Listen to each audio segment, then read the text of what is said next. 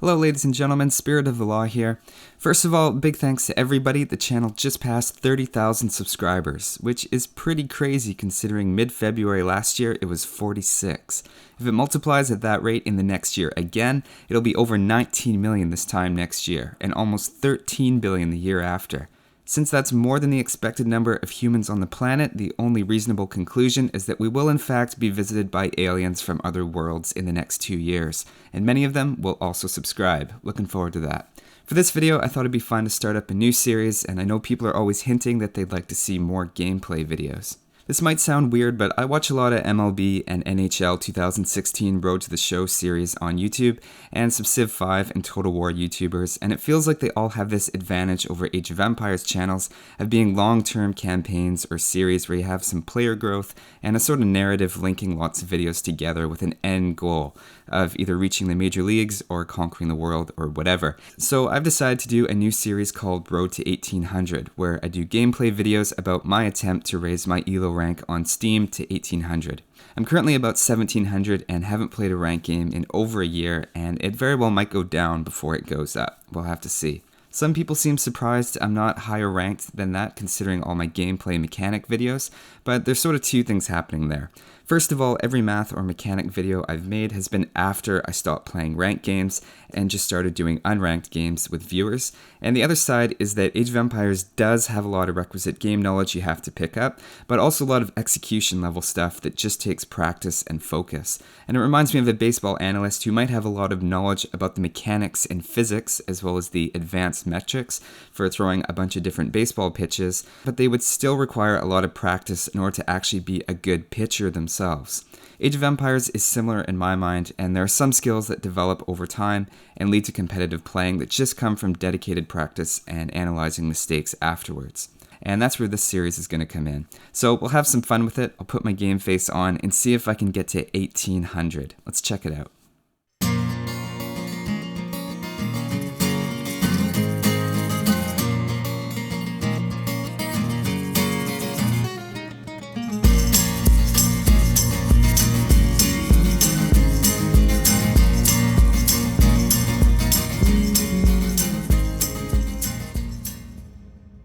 So here I'm about ready to get into the first game. I'm aiming for an opponent anywhere between 1700 and 1800 to get an idea of where I stand, and I found this one in the lobby that seems to fit the criteria. I'm not doing a live commentary because I want to make sure I'm focusing on the game while I play it, but I'll be explaining what I'm doing and my thought process and anywhere that I notice any mistakes or tips. Spoiler alert, this game does end in a desync pretty early on, so rather than show you the whole thing and then just have it suddenly end, I'm just going to show you little clips of different parts. So here I'm the Saracens, and we're going for an Arabia map. We're actually both Saracens. Here I am, just skipping ahead here, like I said, and I'm thinking about going archers as Saracens. So I'll probably be trying to go up with 22 or 23 villagers is ideal. Although little things like this, where they start taking the sheep where they're clearly not supposed to, that stuff just kind of wastes a little bit of food and slows you down a little bit. I think I did get up a little bit late on this one, and this is totally not pro gameplay, guys, as you can tell right off the bat here. No false advertising. So my opponent is thinking about, obviously, going with the militia and then heading up to Fast Castle. I don't actually have loom on my villagers, and I guess he didn't notice that because he ran away when I attacked him with all those, but that was really bad. So I built a tower, going for gold. This is skipping ahead to 13 minutes here, and I'm going to be going archers, like I said, and finally getting that loom at 14 minutes, and just to help clean up those militia. Yeah, not the best. So it did, a couple minutes later, I did get the archers onto his gold, and this is a little late for an archer rush. And skipping ahead, I did end up throwing them away to a tower and some skirmishers. And so I queued up some knights, and I kind of threw them away to his units again, getting a few scouts back home, coming up on 30 minutes here. And just moments later, the game stops, and trying to figure out what's going on, waiting around, scoping things out. And he drops from the game, unfortunately. Kind of happens sometimes, especially with HD. So kind of feeling like I was more developed, but he did defend really well with camels and elite skirmishers. So who knows where that game would have gone. And kind of feeling pretty guilty about that win, like I didn't earn it, though there's not too much you can do about that. So looking ahead, I kind of felt like I was ahead, but we're going to go, and I'm going to start my own game this time. We didn't have the best ping, so I probably could have seen that coming. And so this was the second game, right in there, disconnect, and which is too bad because my starting location was pretty decent. So heading out, no elo change, kind of glad about that. Would have felt pretty guilty if I got points for that, so I didn't realize if somebody drops right away. So jumping into another game, another similarly ranked low 1700s. This time, mirror Persians. Again, I'm going to be skipping around because this one ended up in a desync as well. Kind of had a rough start, and it took me 45 seconds to get my sheep. And the key is to just don't panic when that happens. I just put 7 on food so that I could catch up, and it's not really a big deal. You can probably sustain villagers, and if you can't, then you just get loom, so that wasn't too bad. My wood location wasn't the best, but other than that, it was an okay map. Found my boar pretty fast. Pretty lucky finding the deer here. Again, if you haven't noticed, I'm just jumping around here. And again, yeah, if you can take the deer, then do it. I had lots of food, so I decided to go with some scouts. Noticed that he was walling up. Got my scout in there to try to block off the wall. And this is about to get real. He was just a couple of squares away from getting that. So got my scouts into the base. Looking around, I'd scouted out his wood line. Just trying to get some upgrades. I'm just going to let this play for a minute and not jump around because this is pretty savage. So here he's trying to wall it in. And I got +2 attack on the scouts because I'm in feudal. I got bloodlines and everything, and he's kind of walling my guys in there. So he's going in there with the spears, which will obviously take out my scouts, but not if he's walled his units in with mine. And so that's pretty disruptive on the economy. This is a pretty good raid and kind of chaos. Hard to say what he could have done really different in this case. Like I said, this game does end in a desync, but yeah, spawning 2 villagers. I could have focused them down a bit better, and I'm going to try to get one more here. That villager died and just seemed to disappear. That was kind of weird. Yeah, got it.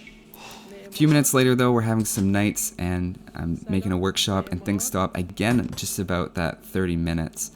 And waiting around, not totally sure what's going on. And waiting. This is never a good sign. And then, again, we have the desync come up.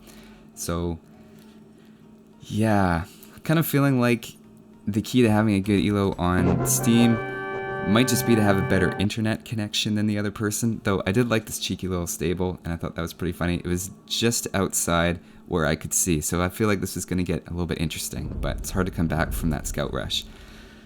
So I was feeling like I was doing well in that game, but it still doesn't feel great to win by desync, and just about up to 1750 now. This is not a great couple of games just because of the way that they ended. But here I am going to be starting a new one, and I promise this one doesn't desync. This is another 1 versus 1 mirror, and this guy's 1850, but I decided not to kick him out because this is going to be a good challenge. And like I said, I was feeling a little bit guilty at this point. So no skipping on this one. This is going to be the whole game. I just want to show you those other ones. So here we are. One weird thing is this is actually the second Persian mirror map in a row, which is kind of weird, and you might think, what are the odds to get 2 in a row? But it's actually not too bad. And in fact, with the 18 civs, if you did 12 games in a row random, there's a 50% chance that you hit the same one twice in a row, which is kind of weird when you think about it, or it's counterintuitive. So here I am scouting around with my sheep, trying to have the first 6. This is nice, finding the boar. You want to have the first 6 on sheep, like always. Kind of assume you guys know that. And since I'm the Persians have pretty good cavalry. Kind of be thinking either scouts or going into knights. I'm not totally confident against a 1850 player trying to do like a militia rush or anything. One thing I do notice is when I play against good players, I do get psyched out a little bit, and you start to not do the strategies that you would normally do that are pretty effective. So that scout rush that I did in the last game was really effective, and I feel like I only did that because he was a similar rank to me, and I do get intimidated a little bit by elo ranking sometimes, so I'm trying not to do that, and maybe raising my own rank will actually help that a little bit. So you notice here I'm trying to use the sheep on some different, like you see the little 4 beside the sheep, and you see little numbers. I'm putting them to hotkeys by holding down control and pressing a number, and then that lets me jump around to them quickly, and it helps find the different sheep. And so here I think I've actually found all 8 sheep already, so I'm going to bring this guy back. He's getting a little far because you don't want to lose him to your opponent, but it's a good way to just kind of get out, get some map visibility. You want to find the 2 boar, and especially your gold, and obviously your sheep. Did I mention the sheep? You want to find the sheep because you should have 8 around you on a typical game. So I'm going to go forward to the boar there. I could go for loom, although I mean, with lag, it's a good idea to get loom, but kind of my standard is to not get loom unless it's particularly far.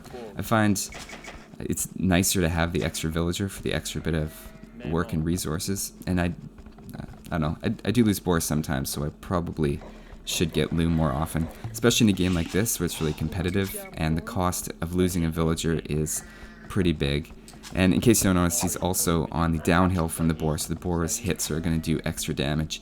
So probably a very dangerous thing to do anyway. And I don't actually think it ends well for me right here, because now he's going to get another hit on the downhill. Not getting loom was a really bad idea here, and I think, yeah, dead. So that was a bad call on my part, not getting loom. Got to think about those things. And, you know, again, the key is not to panic. It's like when you can't find your sheep. Just don't panic and just kind of play out the game and just kind of know that, you know, I'm down one villager, so I got to play tighter. And this is just a terrible boar lure in general, because now the boar dies and he's right against the town center, and the villagers can't get through that back part of the town center. But it's okay. Somehow I'd still have the score lead. A lot of that could be better scouting with sheep or something. I did send the sheep pretty far away and found his base. I like to look along the outside, getting a couple shots of me, but as long as you keep the scout alive. And I noticed there, this is pretty big, well, maybe not that big, but I did notice that he had the villager there taking, but without a mining camp from the gold, which says to me that he's going to be doing a militia rush of 3 militia, because you start with 50 gold, and of course you need 60 to make 3 of them, so a lot of players will just send out that villager to get 10 gold. So I know a militia rush is going to be coming in here, so I'm going to be walling up a little bit, at least on the wood line, because I'd rather they not get into the wood line. And here, what am I doing? I really should have gotten, yeah, okay, I am getting loom, that's good, because I should not be sending that villager without loom. It's just too far, and again, there's 2 downhill segments there that are pretty dangerous. And a little bit messy here with the sheep killing, I do realize that. It's just tough to keep an eye on everything at once. Kind of forgetting her a little bit. Again, not the best with the boar lure. Something that I could get a little bit better with, and I think will get better with time, is just kind of automating some of that stuff. And that's a lot of what I'm talking about when I say that. Hang on, I don't think this is going to end. Oh, okay, that actually did. I thought she was going to die, but not quite. A lot of with like automating and good players and stuff is this stuff becomes so automatic, and remembering, you know, when you sent the villagers and paying attention, that kind of stuff. I actually thought I lost two villagers to boar, but I guess I remembered that wrong. And did get his scout. That's pretty unfortunate. Landed right under and tried to run away in the wrong direction. Stayed pretty close. No. So he loses a lot of scout information. And meanwhile, if we check out back at his base, isn't that the most epic villager moonwalk? I've never seen one. It's still going. She's still going. She's still moonwalking. I've never seen one that long. Maybe you guys have. I've never seen one like that. Anyway, I'll do a couple of these little meanwhile switches. This is how you do a boar lure, ladies and gentlemen. Don't look at what I'm doing. That's how you do it. But I did get a scout, and that was alright. And putting down a couple of farms. Meanwhile, he did send that Dark Age rush. I do know that's coming. That rush, militia rush, whatever you want to call it. I do know that's coming. And I probably should be walling up on the left side there. But just trying to wall up. And I don't really have, I guess I'm kind of thinking scouts, but I had a little bit of a messy start. Again, his militia rush is being delayed slightly. I should be under attack pretty soon on a normal map, around 10 minutes I've seen before. And yeah, so like I'm saying, this is kind of rough start, losing the villager and just a little bit of disorganized stuff happening. So I don't necessarily want to go for scouts anymore. I'm going to play it a little bit defensively and maybe just try to go up to Castle Age and maybe go with knights or something. I don't totally have a plan, which I should, and is a better way to play. Yeah, I'm just kind of remembering, oh yeah, right, those militia are coming in here pretty soon, so I should probably start walling this off, and which is a good thought. It just came a little bit too late, because there they are. And yeah, whoops. I did remember the loom this time though, unlike that first game. So I probably could fight these guys off. Either way, this is kind of bad. I'm hoping they'll follow me back to the town center. I'm never quite sure if you should actually engage them. I could do a video actually looking at how many villagers can fight the 3 militia, you know, before that's a good fight, and you'll lose at most 1 villager. And this is pretty effective right now. Mostly, I should just abandon that side and just move on to the other side. And maybe do a little bit more wallings to contain those militia. I'm not too worried about him attacking that lumber camp. That's not concerning me too much. Not actually panicking right now. Not worrying too much about this. I'm just going to do my thing and collect some wood. Because, you know, I'm going to need a lot of wood in the feudal age to get all those regular buildings I need to build. And we'll just stop him from getting into the gold, because that would be bad. I only have 4 villagers there. And this actually works perfectly, directs him towards the town center, which means I get some free shots. And because they're so close, they're actually both getting hit, regardless of which one I target. And he does get away, but I got a couple of good shots on him, so now it's just a matter of a couple of villager hits. We'll take him out. Check out the health on both of them, and they're quite low. And you always want to, or at least, I don't know, I always try to make a barracks on my way up to feudal age, so when I hit feudal age, I can just jump right into whatever archery range or stable or whatever, but kind of forgot, kind of distracted by this militia rush, which hasn't killed a villager, but it's been pretty good about distracting me a little bit here. Meanwhile, in his base, he's heading up to feudal. I had actually just reached feudal here, so I'm a little bit ahead, and that's kind of to be expected when somebody goes for militia, because these are quite a few resources that he's investing into that. But he does go up with more villagers, that's the other side, so his economy might turn out to actually be a little bit better than mine, especially with all this distraction. But I'm feeling okay right now. My score is actually out in front, and like I said, I hit feudal age ahead of him. I was expecting him to be a little bit behind because of the militia. And now it's just a matter of trying to figure out what's my strategy going to be, besides, you know, what I'm doing right now and just being really defensive and walling up. And I don't think I actually have a plan quite yet. I guess I'm going to go stables. Spoke too soon. I just came up with my plan. I knew I'm going to go stables. And I could think about... No, actually, it's a little late. I was going to say we could think about scouts, but it's getting a little bit late for that. And kind of scouts need to kind of... Yeah, no, I like to come out with scouts a little bit earlier than that if I'm going to do it. They should be hitting them around 16 minutes at the latest for me. That's kind of the standard. Although, getting an extra scout wouldn't be so bad in this situation, because I think I've neglected my scouting a little bit, if you check out the mini-map. And just having 2 scouts out there wouldn't be so bad.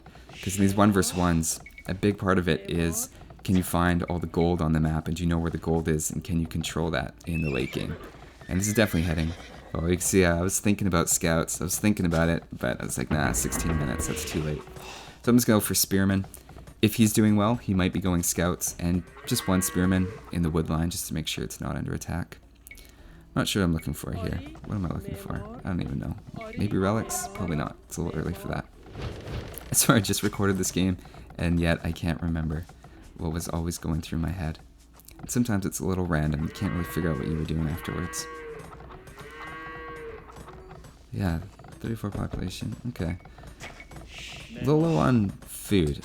I should probably be going for a few more farms. And going for stone as well. I guess kind of thinking towers. And it's just good to have a little bit of stone. I don't necessarily need the wood at the moment. I think I'm doing okay for wood. Got to keep remembering to do that scouting. But I do notice on the scores, I'm actually not doing too bad. Considering he's 1850. He says he just got home from work. Maybe that's part of it. And I do see that scout, which says to me, because I killed his first one, you know, he could be going for scouts, or we could have just made a replacement one. So I would think at some point I would make another spearman, but I guess not at this point. Not really feeling that stress just yet. Going for wheelbarrow. Yes, I'm going for wheelbarrow a little bit early. I could have had some more villagers, but holy cow, hits castle age. So this is what, like a drush, fast castle. And I didn't really take advantage of that, which is going to help his score come up quickly. Here he is. This is a look at his base. I didn't obviously have this in the game. This is afterwards. And you can see he came out with the stable, and this is a second stable he's going to be putting up. So he will be going for knights. I do know that's coming. And my plan is also to go up to castle age whenever I can. And I noticed that I can afford another spearman there, so probably another spearman in by the gold is going to be a good idea, because I've got to get up to the next age. Because I'm going to have knights coming in pretty quickly, and I would like to get my own knights to attack him, and or camels. Camels can be pretty good if I know that he's going to go for knights. But a couple of spears never hurt. I mean, it's a very small amount of resources, and it's definitely worth it. Although spears aren't the best against knights in the feudal age, and a couple of knights can easily fight down a couple of spears. And just opening a bit more space. I do notice I'm very cramped in this game in terms of just the base and the layout, because it was a nice wallable map, but unfortunately the way that I walled it, I could have gone, across the top there a little bit better, and I kind of put myself in a bit of a box. And unfortunately, here come the knights. I knew those were coming. 2 spears is not going to do it. I've got to get this wall up fast. And a little trick I do is I put down a gate, which does cost more stone, but it covers a larger area, right? So, got to take these villagers. If these knights get in, those gold miners are dead. And currently, I'm still going up to the castle age, so I don't really have anything. Making a couple more spears, but that's not really going to fight off knights. And he's going to keep making those, right? So I've got to get up there pretty fast. Get some more gold. Not sure if totally when I should get those upgrades. In retrospect, that bloodlines probably didn't need that, but I'm thinking about knights right away, I believe. Yeah, here come the knights. And so successfully held them off there, but kind of a little bit of a mess. Just taking a look at his map. So I just hit castle. He's at 40 population, putting down his second town. I'm at 40 population, and I'll be ready to put down my second town center anytime. So that extra fast castle, he got there a couple minutes before I did, but he just wasn't able to really take advantage of that, partially because of the quick walling and the fact that I'd already walled up my map. Although it's getting me in my town center right now, and I have just that one little way to slide through, which is good as long as he doesn't have ranged units, and I can just kind of pack it with some spearmen. And I should be upgrading those. I didn't see if I actually grabbed the pike upgrade, but he's definitely going in for knights and cavalry, and I haven't seen anything else out of him that isn't cavalry, so I could probably start investing in that pike. And thinking about the second town center. Not a great location, but I really want to push out somewhere else. And I guess I just changed my mind, and I want to have it in the base. Fair enough. I actually kind of like, even in retrospect, seeing that town center in the base on the gold, because that gold, if he comes in with the mangonel, he could shoot right over that stone wall and take out a bunch of villagers. So like I said, going there with getting a couple upgrades while I have some spare resources and a little bit of downtime. What am I doing? Playing around with hotkeys. Oh, this is bad. And that still doesn't fit. Yeah, it's kind of hard to see elevation sometimes. But I just want to get a lot of town centers together because, now that I have this really compact... Yeah, whoops. I meant to tell him to build and press B for town bell. Like I was saying, because this is a really packed town center, or because it's a really packed town, I've got to get a lot of town centers out, but I just don't have good locations for them. So they're just basically going to be built on top of each other. And I have to keep scouting. I haven't found a nearby safe gold, so I'm going to have to go for that one there. So I like to have a town center. Obviously, you have your first one, and I like to have my second one going for wood, which is something I usually start being short of again in Castle Age when you're trying to build a lot of different buildings.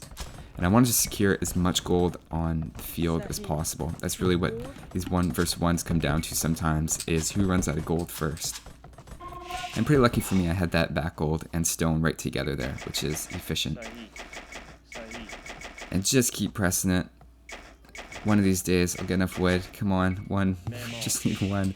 And so we're going to put that down. So I believe that's my 4th town center. So you might think that's a little bit over booming, and I don't know if I can keep villagers coming out of all of them. But at this point, I'm still sort of intimidated by this guy's elo. I'm not totally feeling confident going all in for military units. I don't want to fall behind in terms of economy, which I feel is actually my strength at the moment. I feel like my economy might be a little bit better. Just kind of scoping out his. Probably going to lose that scout unless I do some nifty. Somehow survive, and then, yeah, one hit from the other scout. It's too bad. I would have gotten away with it too if it wasn't for that pesky scout. And I don't know if he's seen this, but that's like psychic that he knows to go over there, because I hadn't seen any units over there. And meanwhile, I'm getting a little bit of raiding in on his base. This obviously recorded afterwards because I wasn't looking at this, but just wanted to show you guys. I did get 3 knights, so I did do something by 27 minutes. But this has been a pretty defensive game. I'm not gonna lie, I was expecting a more aggressive game at this level from 1850. But I've also been playing very defensively, so it's kind of tough for him to take good exchanges. And getting those eco upgrades, there's no particular time I get them. It's kind of whenever I feel I have the resources and I don't have something immediately to spend them on.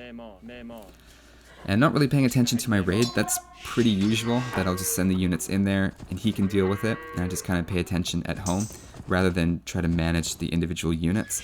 So I feel like my attention, I can get more out of paying attention to my eco than I can in my units quite often, especially with knights. Maybe with crossbows you want to keep an eye. But meanwhile over here he's just cleaned it up with his own knights and camels. And yeah, it was only 3 knights, and I do feel like I disrupted the wood there quite a bit. And if you notice his resources when I switched over to him, wood's actually what he was short, so that actually worked out pretty well and targeted the right one. The other thing you can target is gold, but yeah, in that case, it just seemed like his wood was undefended. Not sure what I'm looking up here. What am I looking at? That's weird. Yeah, I did do a Civ overview on the Persians, but that was quite a while ago. And it's really handy that they have that tech tree that you can just jump to in the game. Going with handcart, again, no real particular time I do that, just whenever I have the resources. And I'm actually feeling okay. I feel like there's only that one main way into my base. And so I'm thinking long term, I'm thinking gold, I'm thinking how can I secure all the gold that I can, how can I get all of the relics that I can, and I have seen his knights over here. So I don't know if he was going to defend that relic, or if he was going to just scout around with those knights. But I'm going to keep an eye on that relic, because I want that. That's mine, it's right beside my base, right? And relics is something that I got to do better at, because I always seem to forget relics. Easy thing to do. A little concerned with the wood line there that I'm going to cut through it. So, just going to move that. Not a big deal. And that wooden palisade is still burning. 10 minutes later, it's still burning, but it's never going to burn down. And successfully got 1 relic. Guys, it's been a long time since I got a relic. That's pretty big for me. And I always hotkey, maybe this is just me, but I always forget, like I hear the relic sound and then I forget where on the map it was. So I hotkey my monastery to 9, and then I hotkey the monks that are going to go out and get them to 8 and 7. And so then when I hear that monk sound, I just go to 8, and then I jump back to 9, and I know exactly where it is. Just a little thing I do. I don't know how other people keep track of it, if they hotkey or if they just forget monks just everywhere. Oh, and I forgot to delete the burning palisade in front of there. And in come the knights. To be expected, 32 minutes is kind of the point. You know, we should be doing some fighting. But no real pressure so far, and he's caught up with score though. This is going to be a very favorable exchange for me. You know, spears you can fight, like maybe that would have gone okay against spears, but not against pikes. Pikes get a much bigger advantage in terms of bonus damage as well as just better stats. So that was a nice little way to take out 4 knights, which is pretty good. Isn't that 300 gold? So that's a nice little exchange. And with the scouts, yeah. Probably should have just sent, yeah, I got a knight there. I probably shouldn't garrison for something like that. It's not a big deal. And I'm actually thinking Imperial Age here. That looks to be... yeah, see, a couple of times I did this where like I sent my villagers somewhere and then didn't really keep them organized, and so just that one little scout is now totally messed up, and I don't have any lumberjacks cutting there. So that's one thing I got to get better with, is being more organized when I'm running away with units. I feel like I should claim that gold out there, although I'm not doing that at the moment, but I probably should, because I'm still being very defensive and I got to start getting out there. And I do know that, kind of treating this as, you know, a chance to boom, and I have Imperial Age coming up. Yeah, upgrades. I always forget the upgrades. And even commenting this afterwards, I didn't remember that I haven't done any upgrades yet.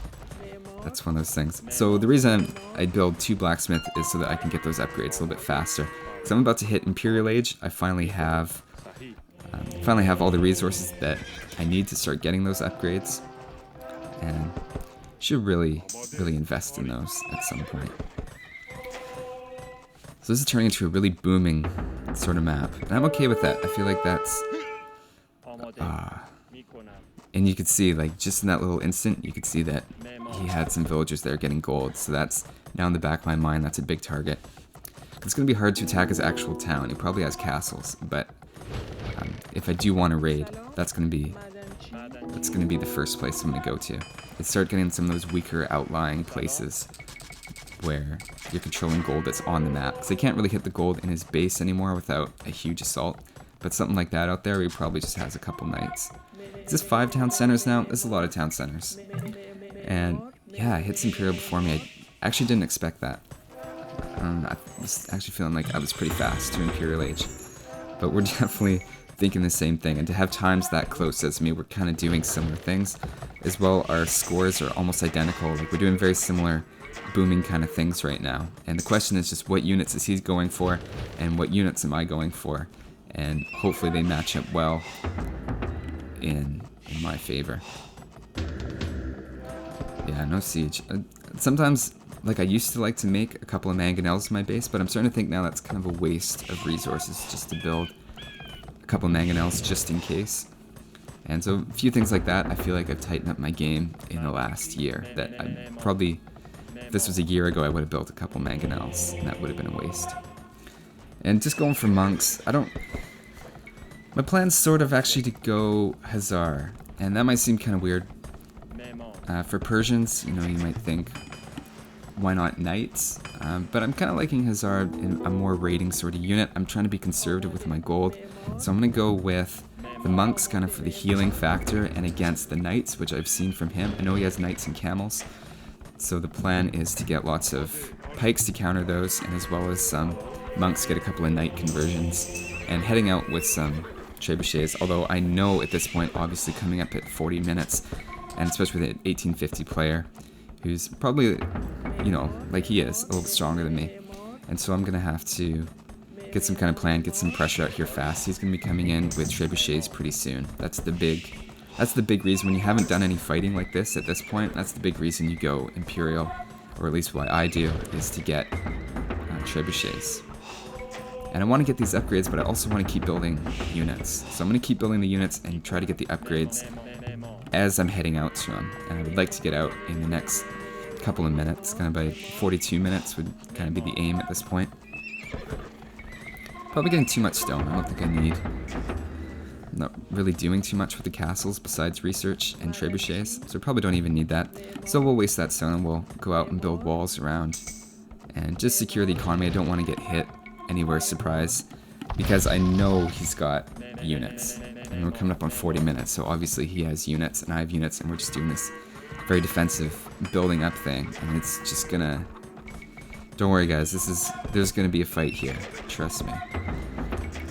Just gotta get those upgrades, and I'm constantly low on food, and I don't really have space to farm. And just trying to optimize villagers a little bit, because this is actually in the back of my mind, when you can sense that a fight's coming up, like I can sense one is, and here it is, you just want to optimize your economy as best you can, because I might be looking at this fight for a little while. Just gonna wall up. I see a lot of halberdiers. Interesting choice for Persians. So halberdiers aren't necessarily great, but I think he's trying to counter what the Persians are good at, which is cavalry. So he's trying to counter that instead of playing to the strength, which is interesting. And I think a lot of lower level players just try to play to the strength of their civilization rather than thinking what counters what my enemy is probably doing. So just a little, kind of a weird raid. I could have gone out and tried to fight that, but my idea is if he's pressuring me, I should turn around and I should go pressure him, because that means that his army is right outside my base, and they're probably not defending him. And unfortunately, not really seeing a great opportunity here.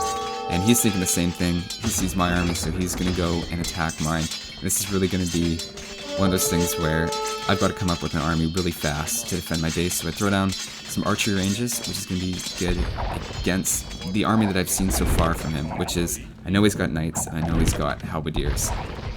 And the knights can't get in, and I can shoot those halberdiers. So I got to get these upgrades, because I'm actually starting to engage him. And just getting that Hazar and the halberdier upgrade right now. Like having the monks there to kind of keep my army in tip-top shape. Seen a lot of halberdiers from him. In fact, I'm not seeing much else, which is a little bit concerning. And meanwhile, I'm not paying attention to this, but he's got a trebuchet in there. He should probably have a couple more, to be honest. Especially by 43, 44 minutes when he's doing this attack. And I was going to get redemption, but I didn't see it, and I don't think I already got it. So apparently, I didn't remember that. The Persians don't get redemption, which is too bad, so I can't convert his buildings, because right now it would be pretty easy to just convert those barracks and now have some forward barracks of my own. And luckily I got that stone wall up and trying to get my guys out of there, but he's coming in with a lot of siege. And luckily my town's defensive enough, he can't really get too far, but I gotta get some units out. So I'm kind of panicking, and again doing this with the villagers not garrisoning them very well. And a lot of different things happening, but I do want to target that gold. Unfortunately, he didn't build a lot around that gold. I was kind of hoping for a little bit more investment on his end on that gold when I hit it, because I figured it'd been a few minutes. And so it's just time to pump out units. Not feeling too good about this at the moment, because I kind of abandoned my base, and now I see up here, he's got something to deal with my army anyway. And so just too slow to react on my part. I should have had some more food, a little bit more wood. But I'm going to keep fighting. I'm going to use the trebuchets to fire in there, get the last of those upgrades. I should already have those. And he's actually getting into the base right now. But I did make a couple of knights to deal with the trebuchets. And I am making a bunch of hand cannons and elite skirmishers at the moment that you haven't really seen yet. And I have to keep making those because that's going to counter the halberdier, which is really the only thing I've seen from him in the last 15 minutes. And gotta get some more gold. Don't need the stone, sacrifice the stone. I'm not going to build another castle. Or at least at the moment that's not in the plans. I could eventually. But this is just like a going back and forth between my military unit button, like my idle military button, and then right clicking on the mini-map to just get everybody. We just got to bring them all in here. And somehow seemed to have actually fought off that attack that came in. So I was a little surprised. He went back with the trebuchets. I did have some cavalry there. And I do have a good mix of skirmishers and hand cannoneers, which are going to fight off those halberdiers that he had. So they're actually cleaned up, and I survived, which is kind of more than I thought. I wasn't feeling too good about that one. But key in those situations, just don't panic. I mean, he didn't apply as much pressure as he could, but at the same time, he did take out my forward. So I'm really not feeling too good about this at the moment, since I lost my larger army that went out to the side. I lost all those monks. That was kind of a waste. I probably shouldn't have made that many monks, considering that I wasn't seeing knights. So we're just going to go full mass unit mode, Black Forest mode right now. Just put down a bunch of barracks. We're just going to spam halberdiers, maybe some swordsmen, since again all I'm seeing is halberdiers at this point. And also need to keep going with the elite skirmishers. I did get that upgrade, and going for some hand cannoneers and some hussars, because that's a lot of gold that's going to be going into those. Yeah, into those hand cannoneers. Got to get back on that gold. Unfortunately, that other one that I attacked, he pretty much used up the whole thing.